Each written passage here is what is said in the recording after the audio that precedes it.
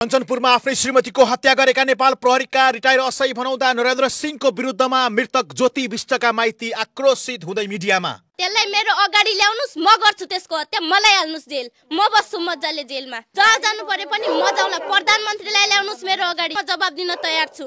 के हो यो देशको कानुन? यस्तो हुन्छ देशको कानुन? त्यहाँबाट फुपूको कल आयो, मेरो मृतक फुपू, उहाँको स्वयं उहाँले आमालाई कल गर्नुभयो, मलाई मार्दैछ, मलाई बचाउनु भनेर। जब त्यो फोन हातमै थियो तब त्यहाँ मारिसक्यो। कहाँबाट आउँछन् अब मेरो फुपू? आउँछन् फर्केर, म कहाँ जाने? मैले मेरा कुरा कसलाई भने? अब मलाई राम्रोसँग पढिस्, मलाई गल्ती गर्दा डाँट्ने चिल्लाउने मलाई सम्झाउने कोही छैन। दर्शक महानुभावहरू, केही दिन अगाडि कञ्चनपुरको भीमदत्त नगरपालिका 8 तिलाचौरमा निकै नै दुःखद घटना घट्यो। नेपाल प्रहरीका पूर्व असै जो रिटायर भएका थिए, उनले आफ्नै श्रीमतीको निर्ममतापूर्वक हत्या गरेको घटना तपाईहरूले सामाजिक सञ्जालमा यत्र तत्र देखिसक्नु भएको छ। र जो अपराधी यति बेला जेलमा छ, र यति बेला भने हामी जो मृतक ज्योति विष्टको घरसम्म आइपुगेका छौँ, माइती घरसम्म आइपुगेका छौँ। नाम? मेरो नाम आरती ठगुन्ना हो, म ज्योति विष्टको भदै हुँ। हजुर चाहिँ को पर्नुहुन्छ ज्योति विष्टको? म दिदी हुनुहुन्छ। निकै नै दुःखद घटना घट्यो। तपाईहरू त्यति बेला कता हुनुहुन्थ्यो, कसरी थाहा पाउनुभयो? म यतै थिएँ, म डेरामा बस्छु यता। हजुर। म यहाँ पनि संस्थाकै सहयोगमा पढिरहेको छु होइन। मेरो सबै जिम्मेवारी जति थियो सबै उहाँ फुपूले नै हेर्नुहुन्थ्यो। उहाँ मेरो गार्जेन जस्तै हुन्, आमा जस्तै हुन्। सब बाबा आमा जे छन् सब ती हुन् मेरा लागि। अब मेरो कोही छैन। बुढो हजुरआमा हुनुहुन्छ, बुढो हजुरबुबा हुनुहुन्छ। उहाँलाई पनि अब मैले हेर्ने अवस्था छ। म कसरी के गर्ने हो? अब म भर्खर 11मा पढिराखेकी छु। मेरो टाउकोमा सम्पूर्ण जिम्मेवारी थुपारिएको छ। हामी 8 बजे जब खाना खाएर, मेरो सानो भाइ छ, उसको मम्मी छैनन्, उता हामी खाना खाएर बसिरहेको समयमा त्यहाँ पहाडबाट हजुरआमाको फोन आउँछ मलाई। रातिको समय थियो। आमाले भन्नुभयो त्यहाँबाट फुपूको कल आयो, मेरो मृतक फुपू, उहाँको स्वयं उहाँले आमालाई कल गर्नुभयो, मलाई मार्दैछ, मलाई बचाउनु भनेर।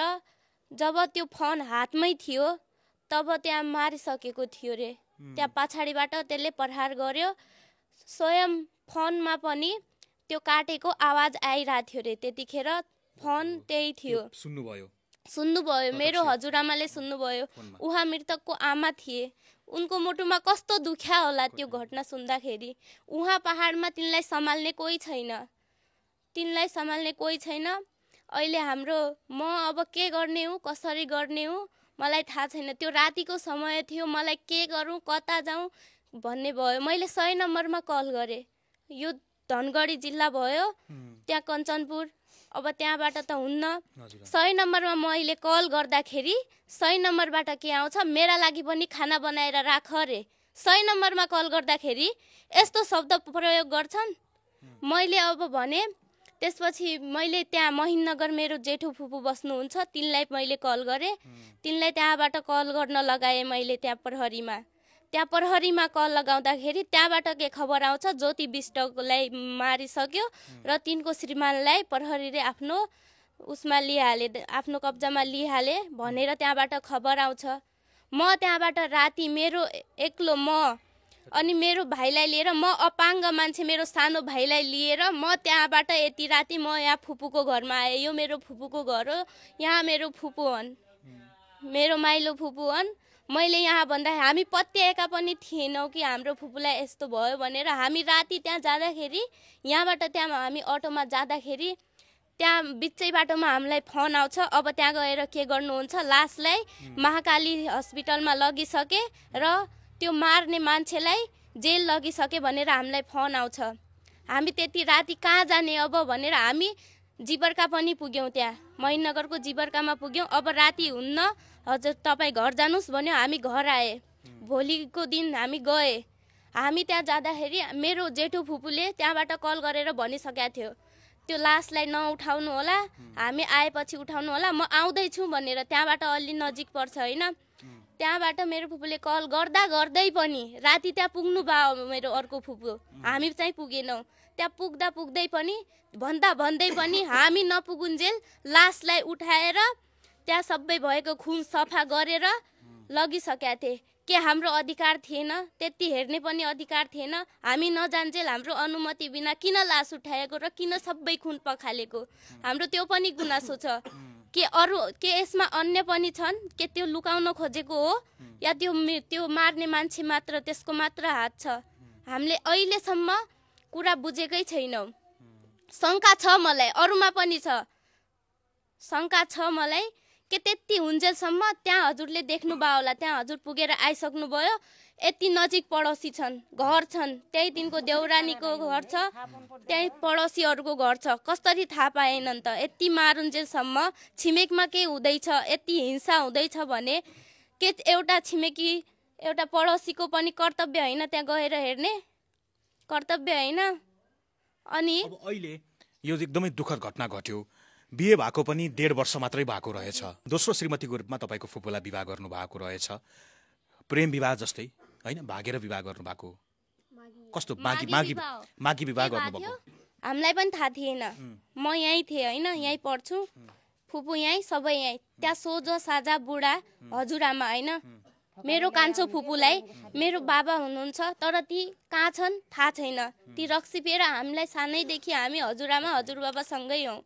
मम्मी मेरो माइत बस्छन्, मेरो बुबाले दोस्रो बिहे गर्नुभएको, मेरो सानो भाइ छ त्यसको मम्मी छैन, त्यसलाई पनि मसँगै छ, मेरो जिम्मेवारीमा छ। त्यो पनि के भयो, त्यहाँबाट मेरो फुपू म्यादी प्रहरीमा जानुभएको थियो होइन, त्यहीबाट एउटा जमन विष्ट भन्ने लोकेन्द्र भण्डारी, 2 जना अर्को छन्, तिनको नाम मलाई थाहा छैन, म बिर्सिसकेँ।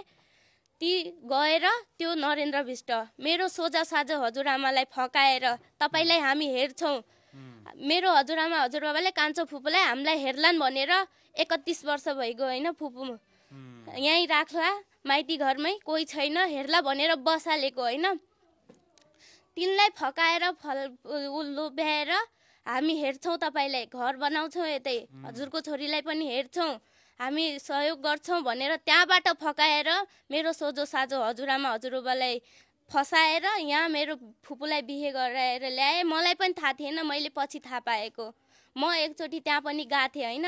त्यहाँ जाँदाखेरि म 15 दिन बसेँ फुपूको घरमा, असोजको महिना रोपाइँ थियो। म त्यहाँ बसेँ, त्यहाँ पनि सोध्नु होला। म बस्दाखेरि पनि मलाई ठिक लागेन। त्यो व्यक्ति जुवा खेल्थ्यो, राति रक्सी पिएर आउँथ्यो। त्यो असह्य हो नि होइन, रिटायर भएको। के त्यसलाई थाहा थिएन कानुनको बारेमा? राति झगडा गर्ने। त्यतिखेर म थिएँ त्यहाँ, मेरो फुपूलाई हातपात गरिरहेको थियो, पिटिरहेको थियो। फुपूले मलाई बोलाए, म के गर्न सक्थेँ? मैले पुलिसलाई कल लगाएँ। पुलिसलाई मैले कल लगाउँदा त्यसले मेरो फोन खोस्यो, मेरो फोनको डिस्प्ले गयो। त्यो फोनको घाउ अझै पनि छ, मेरो जेठु फुपूसँग छ त्यो फोन, म देखाइदिउँला। त्यो डिस्प्ले गयो, मलाई पनि यता दाँतले काटेको थियो मेरो।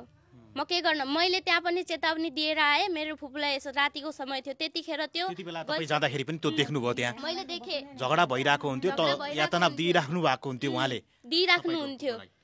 फुपूले हामीलाई भनेनन्। यदि फुपूले त्यो हिंसा नसहेको भनेको भए सायद अहिले जिउँदै हुन्थ्यो। दबाएर राखे मेरो फुपूले, भनेनन्। आफ्नो घर परिवारको इज्जत बचाउनको लागि घरमा माइतीमा पनि केही छैन, कसरी जाउँला, त्यहाँ पनि बुढो हजुरआमा गरिब छन्, त्यो भन्दा यहीँ बस्न ठिक भनेर मेरो फुपूले आफ्नो पीडा आफ्नै मनमा लुकाएर राखे। किनकि मलाई थाहा छ, म बसेँ नि फुपूसँग, सानैदेखि मेरो फुपूसँग म बस्थेँ। मेरो आमा जस्तै हुन्थे फुपू, मलाई हुर्काउने। मलाई अहिलेसम्म मेरो जिम्मेवारी, मलाई अपाङ्ग भत्ता मिल्छ, मेरो ख वर्गको कार्ड छ, पहिला क को थियो, पछि मेरो अवस्था सुधार हुँदै गयो, मेरो ख वर्गको भत्ता आउँछ, म फुपूलाई दिन्थेँ। सम्पूर्ण जिम्मेवारी उहाँले लिनुहुन्थ्यो। अहिले पनि म परिलिक्षित संस्थाको सहयोगबाट पढिरहेको छु। त्यो संस्था अत्तरियामा स्थापित छ। त्यो जिम्मेवारी सबै मलाई त थाहा हुन्न नि। सहयोग गरे पनि कसरी चलाउँछन्, के गर्छन्, खर्च कसरी कति हुन्छ भन्ने कुरा मलाई थाहा छैन होइन। सम्पूर्ण मेरो फुपूको जिम्मामा थियो। अब मैले के गर्ने, कसरी गर्ने? अहिले फुपूको मृत्यु भइसके पछाडि त्यो हत्याराले होइन निर्ममतापूर्वक हत्या गरेपछि तपाईँ टुरी जस्तो हुनुभयो। त्यसलाई त म टुरी जस्तै भएँ। म अब चारैतिरबाट टुरी जस्तै भएँ। मेरो कोही छैन। अब म के गर्ने? मेरो फुपूलाई त्यतिले न्याय पाएको छैन।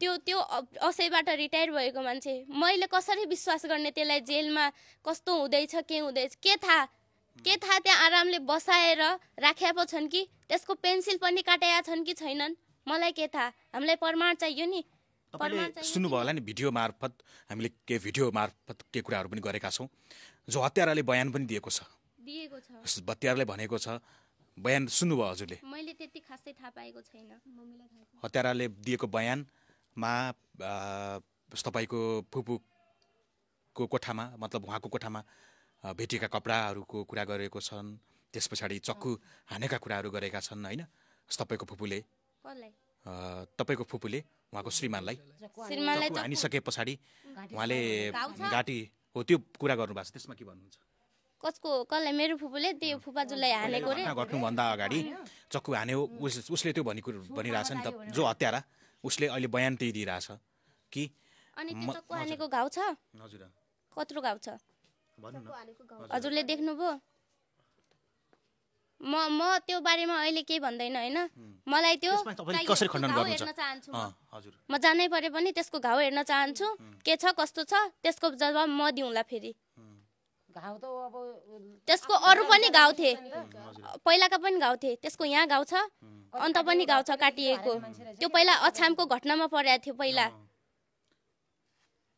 मलाई फुपूले भन्नु भएको त्यसको त्यहाँबाट पनि थाहा पाएको त्यो अछाम घटनामा पनि तबदेखि त्यसको दिमाग उसमा थिएन त्यसको पहिला श्रीमती दिमाग ठीक छैन त्यसको छैन त्यसको पहिला श्रीमती बितेको क्यान्सरले हो कि के हो मलाई थाहा छैन बितेको मैले सुन्नमा हैन प्रमाण मसँग छैन तर सुन्नमा के आयो भने त्यसको पहिलो श्रीमती जबदेखि बिते तबदेखि त्यो रक्सी पिउन थालेको रे तबदेखि त्यसको दिमागी सन्तुलन पनि ठीक थिएनको कुरा आएको छ अब अहिले तपाईको आँखामा पनि मैले आँसु देखिरहेको छु तपाईले आफ्नो परिवारको सदस्य गुमाउनु भएको छ जो हत्यारा अहिले जेलमा छ छन चाहिँ कडाभन्दा कडा कारबाही हुनुपर्छ भन्ने तपाईहरुको छ कडाभन्दा कडा कारबाही त्यसलाई फाँसी हुनुपर्छ त्यसलाई मेरो अगाडि ल्याउनु कसले त छुटाउनु हुँदैन छुट्यो भने पनि त्यो हाम्रो हात मर्छ के अब त्यसलाई छोड्नै छैन हामी जन्मकै 25 वर्ष भन्या छ हैन 25 वर्ष भन्या छ अब जेल कमेन्टमा के आएको थियो हजुरले हालेको भिडियोमा कमेन्टमा जेलमा मज्जाले बस्छ जेलमा मज्जा हुन्छ कस्तो हुन्छ जेलमा मज्जा हुन्छ नेपालको जेल कस्तो हुन्छ मजाले बसिन्छ म पनि मार्छु नि म पनि मजाले बस्छु जेल त्यसलाई ल्याउनुस् मेरो अगाडि म मार्छु त्यसलाई त्यस्तै जसरी मेरो फुपूको घाँटी रेटेर मार्यो हात काटेर मार्यो त्यस्तै म पनि त्यसलाई मार्छु म पनि जेलमा मजाले बस्छु के हाम्रो नेपालको जेल यति सजिलो छ यति ओ मिल्छ सुख सुविधा छ जेलमा सुख सुविधा हुन्छ जेललाई जेल जस्तो बनाउनु पर्यो कि नै सजाय दिलाए भन्दैमा देखावटी सजाय दिलाउने हो कि रियलमा त्यसलाई सजाय गरे जस्तै देखाउने हो जेल कस्तो हुन्छ जेल जस्तो बनाउनु पर्यो कि नै रिटायर असय हो भनेर त्यसलाई त सुविधा साथ जेलमा राख्यो भने त्यसलाई सजायको के मतलब रह्यो के मतलब हुन्छ सजायको फुपूको हत्या गर्यो घाँटी रेटेर छिया पारेर हत्या गर्यो त्यसरी नै त्यसको हत्या गर्नुपर्छ पर्छ त्यसलाई मेरो अगाडि ल्याउनुस् म गर्छु त्यसको हत्या मलाई हाल्नुस् जेल म बस्छु मज्जाले जेलमा ल्याउनुस् जहाँ जानु परे पनि म जाउँला प्रधानमन्त्रीलाई ल्याउनुस् मेरो अगाडि त्यसलाई पनि म जवाब दिन तयार छु के हो यो देशको कानुन यस्तो हुन्छ देशको कानुन यस्तो हुन्छ यदि व्यक्तिलाई कुनै व्यक्तिले अपराध गर्छ भने यस्तो सजाय दिनुपर्छ कि दोस्रो चोटी उदाहरण बनोस् के त्यो दोस्रो चोटी त्यसको बारेमा कसैले सोच्न पनि नसकुन् के अब के कारणले गर्दा यो हत्या गरेको जस्तो लाग्छ जो अपराधीले पत्ता लगाउने काम प्रहरीको कारण पत्ता लगाउनु विचारमा तपाईहरुको हिसाबमा त्यसले टर्चर गरेको थियो हैन कुरामा टर्चर गर्दिन्थ्यो तेरो कारणले मेरो बुहारी छोरी मलाई छोडेर गए भनेर पहिला बयान त्यसकै थियो मैले सुन्नमा पहिला बयान त्यो थियो त्यही भएर रिसले मारेको भन्ने आयो सानो कुरामा सक गर्थ्यो यताउता सक गर्ने मैले पाथे हैन अनि त्यसपछि त्यो चाहिँ मतलब फोन पनि त्यसले नदिएको थियो अहिलेसम्म हजुर हेर्न सक्नुहुन्छ कि सानो मान्छेहरुसँग पनि मोबाइल फोन छ हैन अनि त्यति यातना थियो थियो दबार अनि राखेको राम्ररी नपाउने अनि यति दुःख पाउने हाम्रो घर पनि आउन नदिने आफ्नो यहाँ पनि आउन दिन्थेनन् उले एक्लै आउनै नदिने के अनि त्यसपछि आफ्नो दिदी आफ्नै हो अनि आफ्नो दिदीसँग पनि नबोल्न दिने के अनि त्यसपछि दिदीसँग बोल्यो भने तँलाई म मारिदिन्छु भन्ने के अनि सानो सानो कुरामा पनि सक गर्थ्यो अब सुट ल्याउन बित्तिकै आफ्नो पैसा समेत पनि किन्न सक्छन् अब यस्तो फोन थियो कि जसको मतलब गुनगुनाउने कि आफ्नै आवाज गुनगुनाउने टाइपको थियो फोन अनि त्यसपछि त्यस्तो फोन दिएकोमा अनि फेरि सक पनि गर्ने अनि त्यसपछि उता सुट कहाँबाट आयो अनि चाकु मारेको कुरा थियो आफ्नो सेल्फ डिफेन्स गर्नु परेन किन त्यसले मारिरहेछ भने आफूले चाहिँ हेर्नु पर्ने चाहिँ त्यसले चाहिँ हेरिराख्ने कि उताबाट मारिरहेछ भने आफूलाई चाहिँ यसरी कलिराख्ने त होइन नि त है आफूले पनि सेल्फ डिफेन्स गर्नु गल्ती छ भन्दैमा कसैले कसैको हत्या गर्न मिल्दैन किनभने कानुनमाथि टेकेर काम गर्नुपर्छ कानुनमाथि नेपाल कानुन भएको देश हो कानुनमा टेकेर कानुन अनुसार नै हिँड्न पर्छ गल्ती गर्यो ऊ बहिनीले गल्ती गर्यो उसलाई मैले मार्न पाउँदिनँ कानुन छ कानुनमा जाने हो यदि चित्त बुझेको छैन भने जानु पर्थ्यो हत्यारा तर गलत गरेछ हत्यारा पनि थाहा छ कस्तो कस्तो अवस्थामा मार्नुपर्छ होइन आफ्नो आत्मसुरक्षा होइन कसैले बलात्कार गर्न आउँदैछ आफ्नो आत्मसुरक्षाको लागि त्यो व्यक्तिको हत्या गर्यो भने सजाय हुन्न के मेरो फुपूले के गल्ती गर्नु भएको थियो र त्यस्तो मान्छे मारेपछि फाँसी देऊ भन्दाखेरि त्यो व्यक्तिलाई त फाँसी दिन सकेनन् भने त्यसको के अधिकार रह्यो मेरो फुपूलाई केही गल्ती भएको भने पनि मार्ने अधिकार छ कसैको मार्ने कसैलाई मार्ने अधिकार छ हाम्रो देशको हजुर चाहिँ को हुनुहुन्छ मृतक म मृतक